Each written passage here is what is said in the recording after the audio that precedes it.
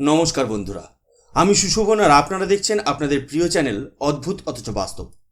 আজকের এপিসোডটা শুরু করার আগে একটা দৃশ্য কল্পনা করুন। একদিকে আকাশ থেকে মিসাইল পড়ছে, সাইরেন বাজছে, একটা পুরো অঞ্চল যুদ্ধের আগুনে জ্বলছে। সাধারণ হিসাবে কি হওয়া উচিত? ব্যবসা বাণিজ্য বন্ধ হয়ে যাওয়া উচিত, তাই তো? ভয়ে সবাই পিছু হটে যাওয়ার কথা। কিন্তু বন্ধুরা, এটাই হলো নিউ ইন্ডিয়া বা নতুন ভারত, যেখানে সারা পৃথিবী গাজা কনফ্লিক্ট আর মিডল ইস্টের টেনশন দেখে ভয়ে কাঁপছে। সেখানে ভারত দাঁড়িয়ে আছে তার পুরনো বন্ধুর পাশে, পাহাড়ের মতো অটল। আজ আমরা এমন একটা টপিক নিয়ে আলোচনা করব যা প্রমাণ করে যে জিওপলিটিক্সে ভারত এখন আর ব্যাক ফুটে খেলছে না। এখন আমরা ফ্রন্ট ফুটে ছক্কা মারতে জানি। 2025 সালের 21শে নভেম্বর, তারিখটা মনে রাখবেন, যখন ইসরায়েল হামাসের সাথে জীবন মরণ যুদ্ধে লিপ্ত। ঠিক সেই সময় ভারত ও ইসরায়েল তাদের অর্থনৈতিক অংশীদারিত্বকে এক অন্য উচ্চতায় নিয়ে যাওয়ার জন্য ফ্রি ট্রেড এগ্রিমেন্ট বা এফটিএর টার্মস অফ রেফারেন্স স্বাক্ষর করল। আজকের ভিডিওতে আমরা শুধু এই এগ্রিমেন্ট নিয়ে কথা বলবো না, আমরা পোস্টমর্টেম করব বর্তমান যুদ্ধ পরিস্থিতির। দেখব লোহিত সাগরে বা রেড সিতে হুতি বিদ্রোহীরা যখন জাহাজের উপর হামলা করছে, তখন ভারত কিভাবে নিজের স্বার্থ রক্ষা করছে। আমরা আলোচনা করব আদানি গ্রুপের হাইফা পোর্ট কেনা থেকে শুরু করে ভারতীয় শ্রমিকদের ইসরায়েলে যাওয়া পর্যন্ত সব কিছু। কেন এই যুদ্ধ পরিস্থিতির মধ্যেও ভারত ইসরায়েলের সাথে সম্পর্ক লঘু না করে বরং আরও গভীর করছে। এটা কি শুধুই বন্ধুত্ব, নাকি এর পেছনে আছে এশিয়ায় ভারতের একচ্ছত্র আধিপত্য বা ডোমিনেন্স বিস্তারের ব্লুপ্রিন্ট? তাই সিট বেল্ট বেঁধে নিন, কারণ আগামী 10 থেকে 11 মিনিট আমরা জিওপলিটিক্সের গভীরে ডুব দেব। বন্ধুরা, মেন এগ্রিমেন্টে ঢোকার আগে আমাদের বর্তমান সিনারিওটা বুঝতে হবে। আপনারা সবাই জানেন গত কয়েক মাস ধরে মধ্যপ্রাচ্য বা মিডল ইস্টের অবস্থা কেমন।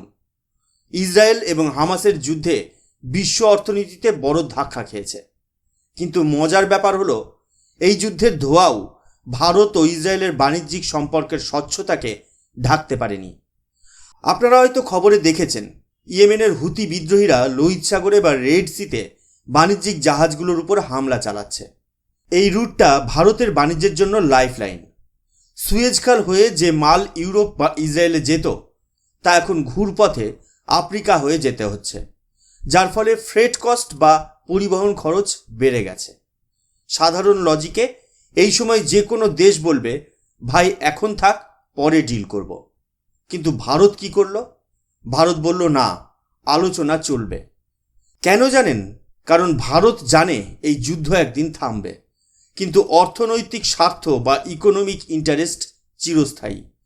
যুদ্ধের মধ্যেও আমরা দেখেছি ভারত ইসরায়েলের ড্রোন পাঠিয়েছে।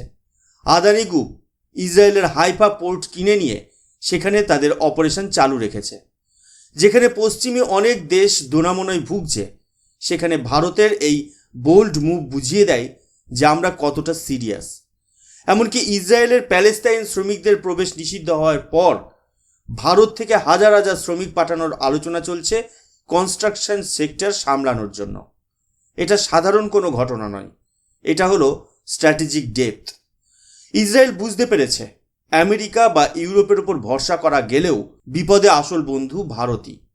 আর ঠিক এই পটভূমিতেই 21শে নভেম্বর 2025-এ এফটিএ আলোচনার এই নতুন উদ্যোগ নেওয়া হয়েছে। অর্থাৎ বোমার আওয়াজকে উপেক্ষা করে সাইন হয়েছে প্রগতির দলিল।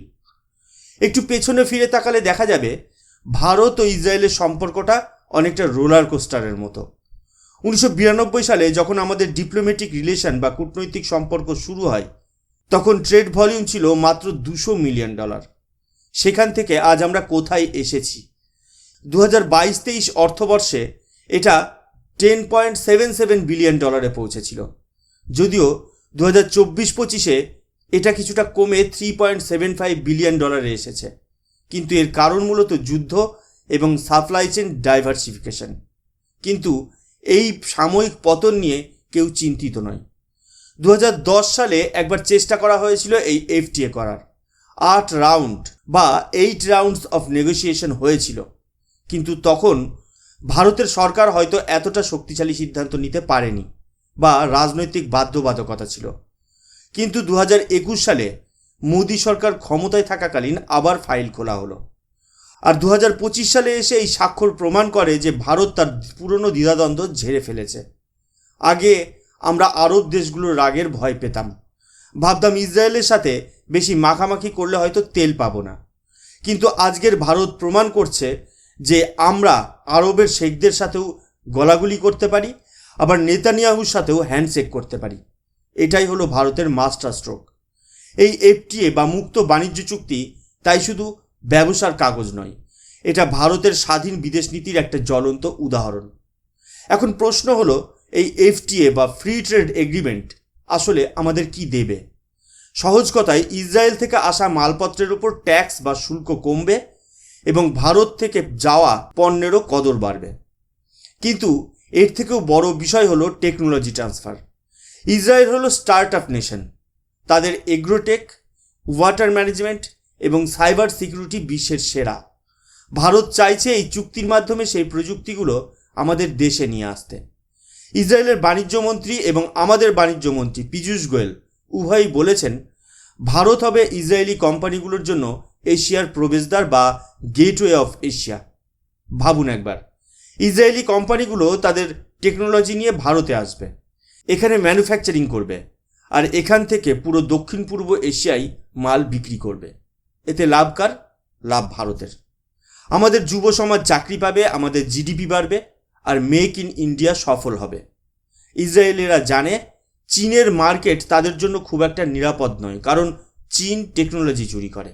কিন্তু ভারত বিশ্বাসযোগ্য। ভারত মেধা বা ইন্টেলেকচুয়াল প্রপার্টির সম্মান করে। তাই ইসরায়েলি ইনভেস্টরদের জন্য ভারত এখন হটকেক। বিশেষ করে সেমিকন্ডাক্টর, গ্রিন এনার্জি এবং টেলিকমিউনিকেশনে দুই দেশ মিলে যা করতে চলেছে তা আগামী 5 বছরে এশিয়ার অর্থনীতির মানচিত্র বদলে দেবে। বন্ধুরা, জিওপলিটিক্যাল ভিডিওতে এই অংশটা আমার সবচেয়ে বেশি প্রিয়, কারণ এখানে বোঝা যায় ভারতের মেরুদণ্ড কতটা শক্ত। সাধারণত দেখা যায় এফটিএ করার সময় উন্নত দেশগুলো চাপ দেয় তাদের পণ্য আমাদের বাজারে ছাড়ার জন্য। ইসরায়েলও চেয়েছিল তাদের প্রসেসড ফুড, দুধ বা ডেয়ারি প্রোডাক্ট ভারতে বিক্রি করতে। কিন্তু ভারত সরকার পরিষ্কার বলে দিয়েছে, সরি বস, এটা হবে না। আমাদের দুগ্ধ শিল্প, আমাদের চাল, গম, চিনি, এগুলো আমাদের কোটি কোটি কৃষকের রুটি রুজি। এখানে কোনো কম্প্রোমাইজ নয়। এটাকে বলে জাতীয়তাবাদী অর্থনীতি। আমরা বন্ধুত্বের খাতিরে দেশের কৃষকের পেটে লাথি মারব না। টার্মস অফ রেফারেন্সে স্পষ্ট লেখা আছে যে উভয় পক্ষ একে অপরের সংবেদনশীল বা সেন্সিটিভ সেক্টরকে সম্মান করবে। অর্থাৎ ইসরায়েলি টেকনোলজি আমরা নেব, কিন্তু আমাদের আমূল বা স্থানীয় কৃষকদের ক্ষতি করে নয়। ইসরায়েলও এটা মেনে নিয়েছে, কারণ তারা জানে ভারতের মতো বিশাল মার্কেট পেতে হলে ভারতের শর্তেই খেলতে হবে। আগে আমরা দেখতাম ভারত বিভিন্ন আন্তর্জাতিক মঞ্চে মাথা নিচু করে থাকত, কিন্তু এখন ভারত টেবিলের উল্টো দিকে বসে চোখে চোখ রেখে ডিল করে। এই যে কৃষকদের স্বার্থ রক্ষা করা, এটা প্রমাণ করে যে এই সরকার শুধু কর্পোরেটদের জন্য নয়, সাধারণ মানুষের কথাও ভাবে।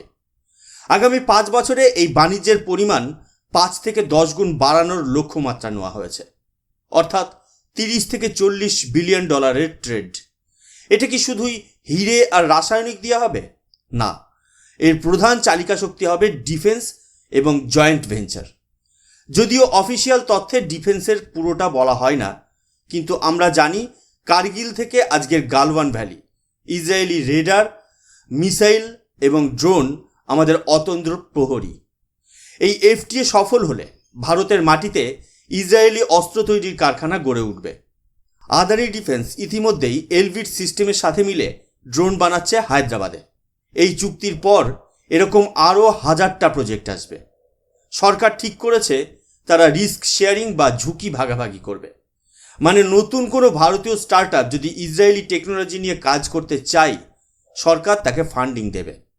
এর ফলে ভবিষ্যতে আমরা আর অস্ত্র আমদানি করব না, এবং ভারত থেকে তৈরি ইন্ডিয়া ইসরায়েল ব্র্যান্ডের অস্ত্র আমরাই বিদেশে রপ্তানি করব।